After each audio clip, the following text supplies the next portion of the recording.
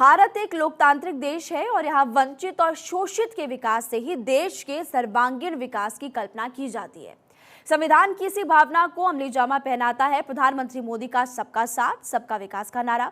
लेकिन इसी देश में अगर आज भी जानबूझकर देश के किसानों को उनके अधिकारों से वंचित रखा जाए तो इसे कम से कम वंचितों और शोषितों का विकास तो नहीं हो पाएगा।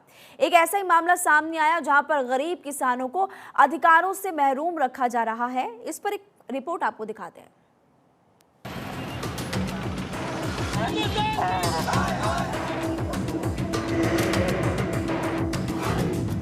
लोकसभा चुनाव सिर पर है। क्या भजनलाल सरकार भीलवाड़ा के किसानों को दिलवा पाएगी न्याय? हिंदुस्तान जिंक प्रबंधन पर गंभीर आरोप।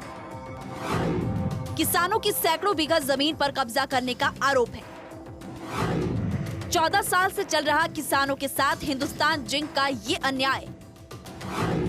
अब कोर्ट की शरण में जाने को ग्रामीण मजबूर है। जब भी कोई उद्योग या बड़ा प्लांट लगता है तो इलाके में विकास की उम्मीद के साथ शंका भी रहती है। विकास और रोजगार के दावे, जमीन का अधिग्रहण, वायु प्रदूषण जैसी कई समस्याएं मुहबाएं खड़ी रहती है। कुछ ऐसी उम्मीदों और आशंकाओं के भंवर में भीलवाड़ा जिले के 5 गांव के निवासी पिछले 10 साल से फंसे हुए हैं। मामला रामपुर आगूचा गांव का है, जहां हिंदुस्तान जिंक प्रबंधन पर किसानों के अधिकारों का हनन करने के आरोप लगे। दरअसल रामपुरा आगूचा गांव में हिंदुस्तान जिंक लिमिटेड ने खदान के एक्सपेंशन के लिए सरकार से साल 2011 में 158 हेक्टेयर जमीन मांगी थी, जिसके बाद रीको ने साल 2012 में 5 गांव में जमीन अवाप्ति की कार्रवाई शुरू की।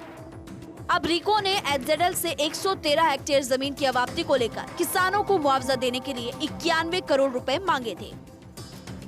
लेकिन हैरान कर देने वाली बात तो ये है कि सालों गुजरने के बावजूद किसान आज भी मुआवजे के इंतजार कर रहे हैं। अब सवाल ये कि आखिर किसकी मिलीभगत से अभी तक किसानों को मुआवजा नहीं मिला।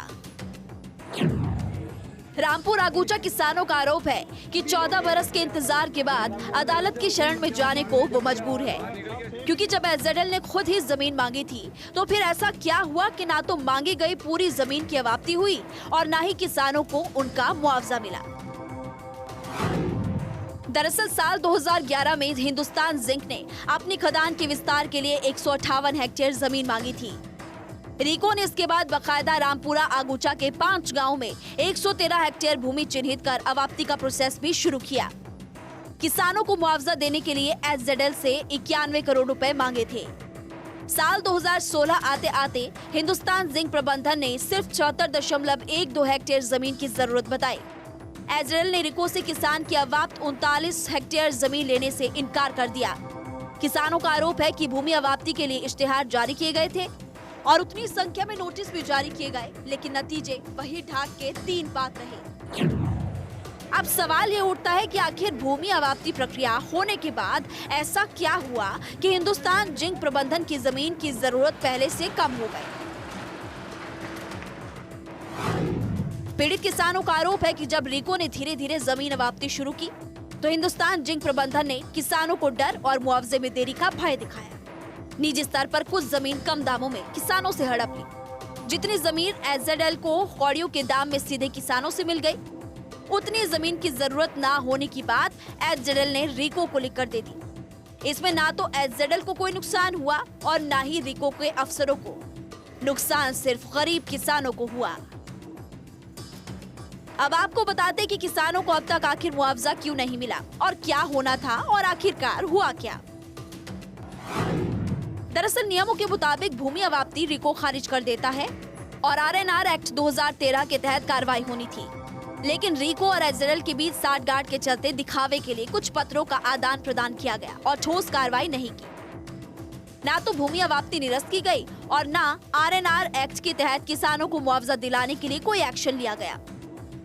एचजेडएल के मना करने के बाद रीको ने अवाप्त की हुई और बिना अवाप्त की हुई जमीनों का ना तो मुआवजा वसूला और ना ही प्रभावित किसानों को इसकी कोई सूचना दी। सबसे बड़ी बात कि रीको ने एचजेडएल के प्रमोटर्स को बचाने के लिए 39 हेक्टेयर जमीन को डी नोटिफाई कर दिया। जमीन अवाप्ती के कानून, जमीन के बदले में मुआवजा देने के नियम और जमीन को डी नोटिफाई करने के रूल्स की धज्जियां रीको और एसजेडएल की मिलीभगत से उड़ाई गई। ऐसे में कई सवाल उठते हैं। सवाल ये कि क्या जिस उद्देश्य के लिए रीको ने जमीन अवाप्त की वो प्रयोजन पूरा हुआ? आखिर किसका रसूख था जिसने रीको को भूमि अवाप्त की प्रक्रिया को 10 सालों में पूरा करने से रोका? क्या रीको ने जो जमीन अवाप्त की थी उसका भौतिक कब्जा एसजेडएल को सौंपा गया?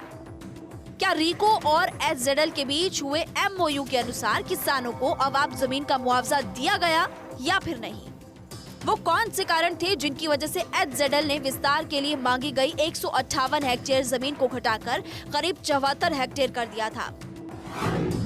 एसजेडएल की ओर से किसानों की सस्ती जमीन हड़पने की साजिश का खुलासा तब होगा जब इस पूरी मामले को लेकर जांच होगी कि एसजेडएल ने कितनी जमीन किस भाव से और कैसे भुगतान करके किसानों से खरीदी।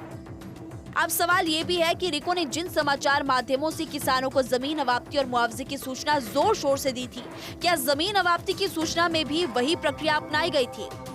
जिस 39 हेक्टेयर जमीन को अवाप्ती मुक्त किया गया था, आज उस जमीन का क्या स्टेटस है? रीको ने किन नियमों के तहत एसजेडएल को किसानों को मुआवजा देने के लिए पाबंद नहीं किया?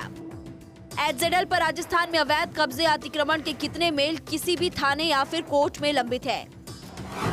जिस बात की जांच किसी सक्षम एजेंसी से करवानी चाहिए वो ये आखिर एसजेडएल ने इस जमीन घोटाले के लिए किस किस अफसर या मंत्री को उपकृत करने के लिए क्या क्या किया? जिस जमीन की अवाप्ती की गई और जिस पर खनन किया गया, उस खनन के पट्टे पर सरकार को अब तक कितनी रॉयल्टी जमा करवाई गई और बिना मुआवजे दिए आखिर कैसे एसजेडएल को माइनिंग की परमिशन दी गई? ये कुछ ऐसे सवाल हैं जिनका अभी तक जवाब नहीं मिला। अब देखना ये होगा कि इस मामले में राज्य सरकार क्या कार्रवाई करती है और किसानों को कब तक मुआवजा मिलता है।